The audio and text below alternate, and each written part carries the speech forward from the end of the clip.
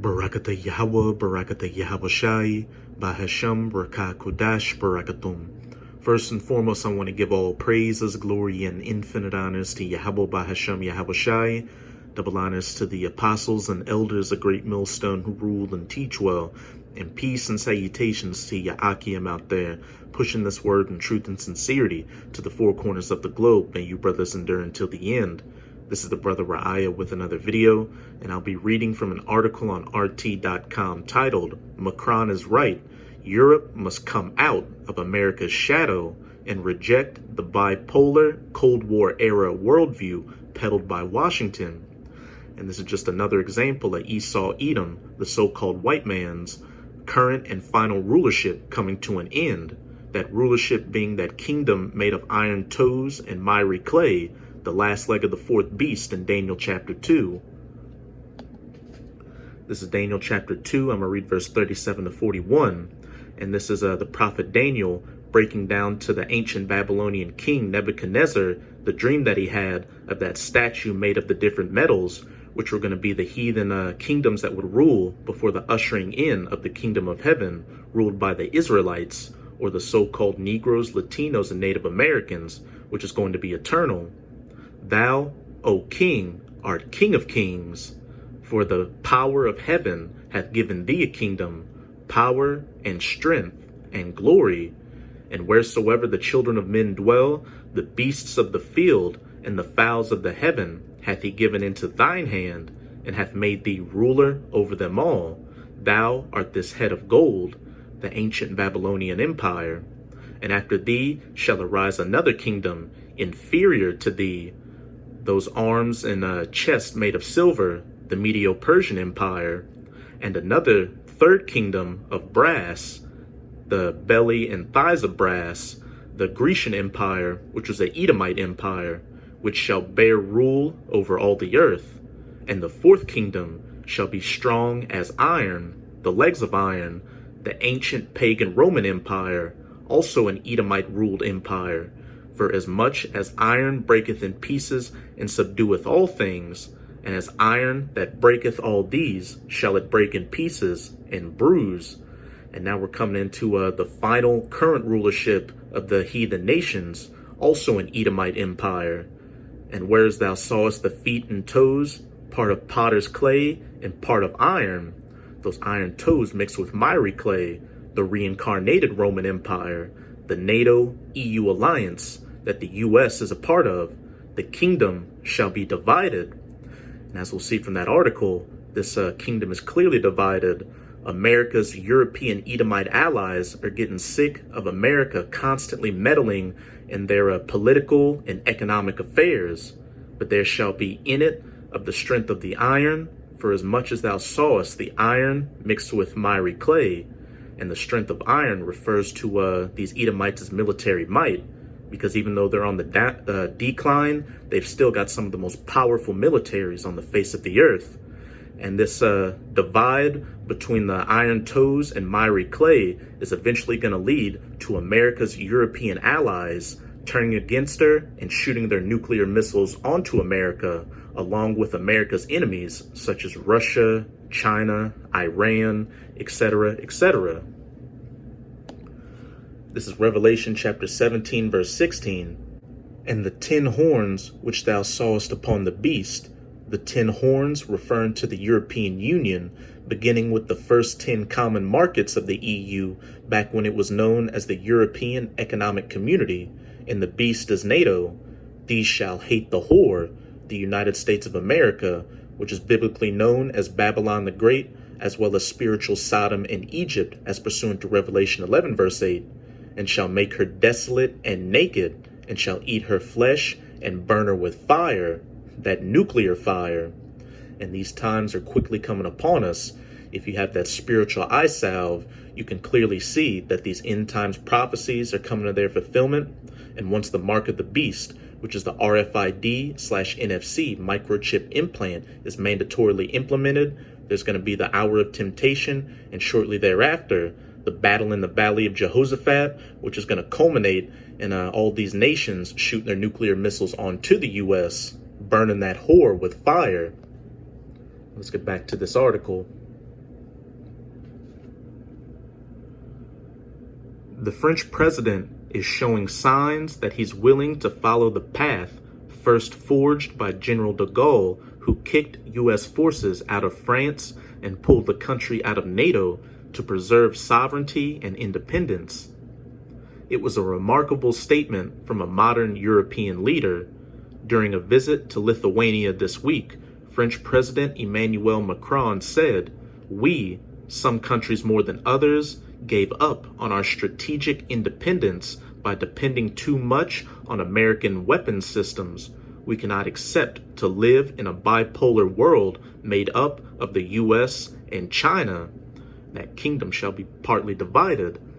Macron has shown repeated signs of wanting to lead an effort to reject global models that are now as outdated as the Berlin Wall, and that includes Europe's role in the world as a third major pole in this multipolar world now divided primarily into East and West.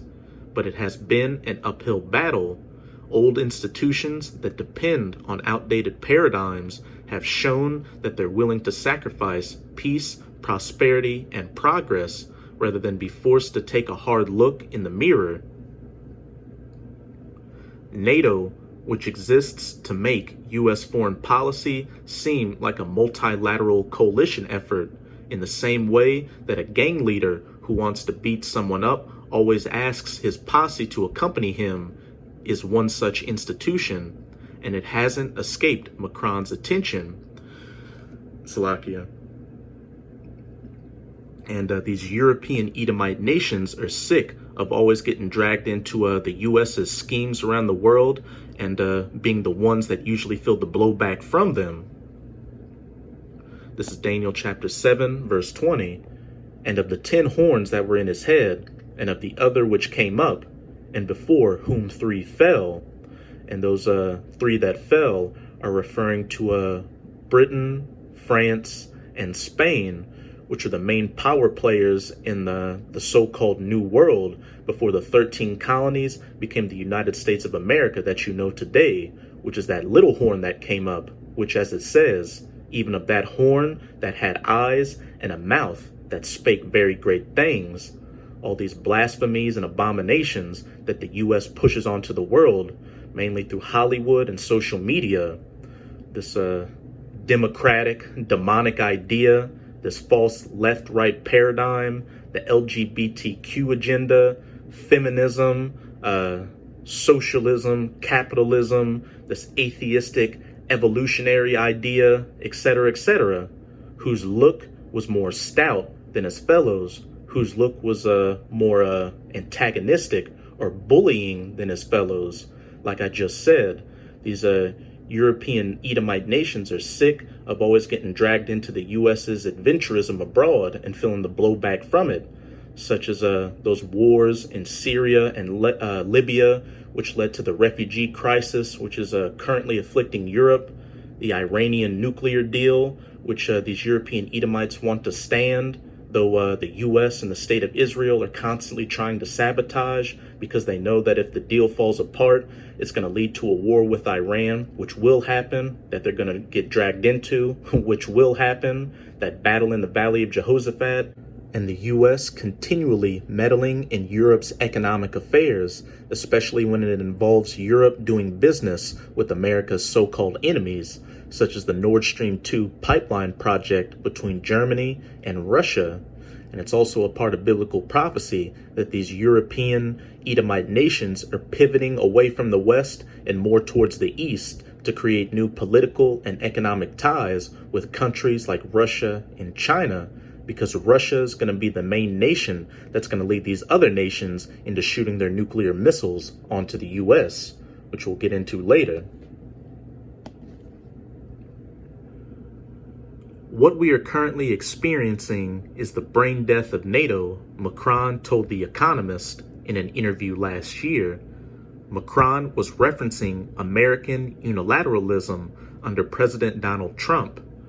But when has cooperation with other countries even mattered beyond the U.S. paying lip service to the idea? When have other NATO nations not been strong-armed into backing an intervention or initiative that the U.S. had already decided that it wanted, again, whose look was more stout than his fellows? The French president has said that NATO, created for the sole purpose of opposing the old Soviet Union, should modernize its raison d'etre in light of new threats. Is our enemy today, as I hear sometimes, Russia? Is it China? Is it the Atlantic Alliance's purpose to designate them as enemies? I don't think so.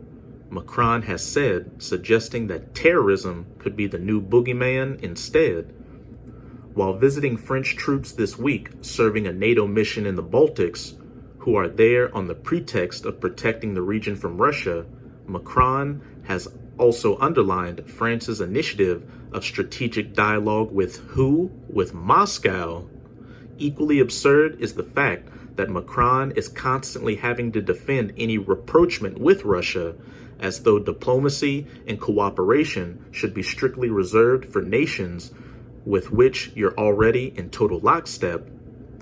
Europe has to forge its own agenda and partnerships, even if NATO decides to stick to shadowboxing with the ghosts of past conflicts. If Europe doesn't look out for its own interests, no one else will. The US certainly won't. Whenever American interests come into conflict with Europe's, it's always Europe that takes the hit. Once more, whose look was more stout than his fellows. For example, Europe was set to be the primary commercial beneficiary of the multilateral nuclear deal with Iran. The American government had long been in unilateral control of who could or couldn't do business in Iran, granting certain companies waivers and exemptions from sanctions at their sole discretion. Lifting all sanctions in exchange for inspections was set to be a boon for Europe's economy. But because Trump decided to withdraw from the agreement, Europe's plans were dashed. It was only because the Nord Stream 2 pipeline, set to supply Europe with Russian gas, is at odds with U.S. interests that European companies and governments have been repeatedly threatened by the U.S. because his look was more stout than his fellows. We will do everything we can to make sure that that pipeline doesn't threaten Europe, Secretary of State Mike Pompeo said. We want Europe to have real, secure, stable, safe energy resources that cannot be turned off in the event Russia wants to. Translation: Washington wants Europe to buy their gas and to be dependent on America. This would also allow the U.S. to threaten to turn off the supply at any time and to prove just how much Pompeo cares about Europe's welfare. He's also wielding sanctions against European companies involved in the project. That's it with this article. But as you can see, this last leg of the fourth beast, those iron toes mixed with miry clay, are clearly divided, and it's ultimately going to culminate in the U.S.'s allies turning against her and shooting their nuclear missiles onto her. Back in Revelation chapter 17, verse 16, and the 10 horns which thou sawest upon the beast, these shall hate the whore, and shall make her desolate and naked, and shall eat her flesh, and burn her with fire, that nuclear fire, after they ally themselves with Russia. And now I'm going to close it out in Jeremiah chapter 50, verse 39 to 42. I'm going to start at verse 41 and jump around a bit. Behold, a people shall come from the north, and a great nation. And the north is referring to Russia, because what's north of the U.S.? Canada, the Arctic region, and then Russia. And Russia shooting its missiles over the Arctic to hit its targets in the U.S. is the shortest trajectory time it would take for Russia's missiles to reach the U.S. And I've done plenty of videos in the past showing that the U.S. and Russia are shifting their attention to that Arctic region and building up their military assets in it. And many kings shall be raised up from the coasts of the earth. All these different nations that are going to come against the U.S., not just Russia's allies like China, North Korea, and Iran, but also the allies of the U.S., which are going to turn against her. Great Britain, Germany, France, etc., etc. They shall hold the bow and the lance, referring to those nuclear missiles, because what you have to remember is that when the prophets saw these visions thousands of years ago, they didn't know what a modern tip nuclear ICBM was, so they had to describe it the best way they could with what they knew during their times, ancient weapons of war like bows and arrows, lances, flying swords, etc., etc. They are cruel and will not shew mercy. Their voice shall roar like the sea, and they shall ride upon the horses, everyone put in array, like a man to the battle against thee, O daughter of Babylon, the United States of America. 200 million missiles are going to hit the United States of America and turn it into the biblical lake of fire from sea to shining sea, and then afterwards, a humanly uninhabitable wasteland where only desert creatures are going to dwell.